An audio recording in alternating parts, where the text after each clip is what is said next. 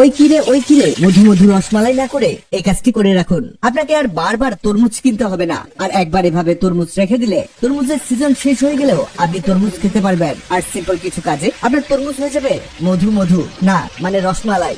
একটা অর্ধেকের মতো তরমুজ নিন, অবশ্যই আগুন তরমুজ নিতে হবে। আর এটাকে ছোট ছোট করে কেটে ফেলুন।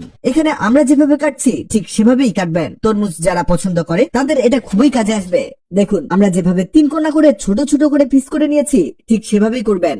এবার লাগবে একটা স্টিলের নেট। আপনি যে কোনো ফুটোওয়ালা গামলা দিয়ে এই মধু বের করে নিতে পারেন। কিভাবে বের করবেন দেখিয়ে দিচ্ছি। এভাবে হাতে নিয়ে চেপে চেপে দিতে হবে, এতে করে এর রস নিচে পড়ে যাবে আর বীজ আর খোসাগুলো উপরে থেকে যাবে। আমরা এমন ভাবে এটাকে স্টোর করব যা ছোট বড় সকলের অনেক মজা লাগবে।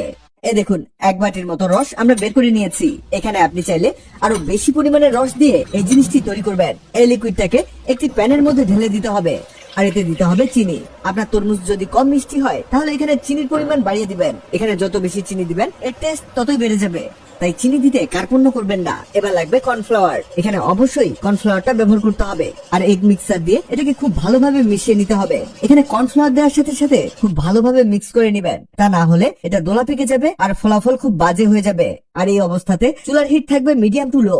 এই অবস্থাতে নাড়তে থাকবেন। এতে হবে কি, এটা গাঢ় হয়ে যাবে আর এর পরিমাণটাও কমে আসবে। এটাকে 4 থেকে 5 মিনিট এভাবে ফুটিয়ে নিতে হবে। এটা হতে হতে জানিয়ে দেই, আগের ভিডিওতে কমেন্ট করেছেন ঢাকা থেকে মেহেরিমা, সুনামগঞ্জ থেকে রফিক, রাজশাহী থেকে হুমায়ুন আলী। আপনারা যারা কমেন্ট করেছেন আপনাদের ধন্যবাদ। এই দেখুন আমাদের এটা হয়ে গেছে। এটা থিকনেস অনেকটা বেড়ে গেছে। এবার এটাকে নামিয়ে নিলেই বুঝতে পারবেন এটা একেবারে জেলির মতো হয়ে গেছে। তবে এটা কিন্তু আমরা জেলি বানাচ্ছি না, এটা দিয়ে আমরা কি বানাচ্ছি এখনই দেখতে পাবেন। এটা কিছুটা ঠান্ডা হয়ে গেলে ঢেলে দিতে হবে আইসক্রিমের মোল্ডে। আপনার বাসায় আইসক্রিমের মোল্ড না থাকলে আপনি ওয়ান টাইম গ্লাসে অথবা কাপেও রাখতে পারেন। তবে এটাতে রাখলে খুব সুন্দর একটা শেপ আসবে, যা খাওয়ার সময় অনেক লোভনীয় লাগবে। এবার এর উপরে একটা ফয়েল পেপার দিয়ে এটাকে র্যাপ করে দিতে হবে যাতে এর মধ্যে কোনো ময়লা না পড়ে।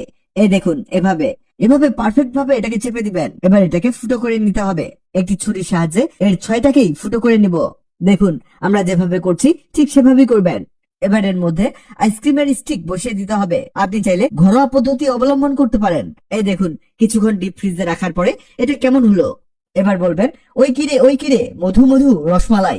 দেখুন দেখে মধু বলুন আর রসমালাই বলুন, কোনোটার থেকেও কম হয়নি। খেতে যা হয়েছে না, চুমুকে চুমুকে তৃপ্তি, কলিজা ঠান্ডা হয়ে যাবে। দেখে কিন্তু লোভ হতেই পারে। ভিডিওটি আপনার কাজে আসবে, তাই দ্রুত খুঁজে পেতে টাইমলাইনে শেয়ার দিয়ে রাখুন। ভিডিওটি ভালো লাগলে লাভ ইউ একদিন এমন সব তথ্যবহুল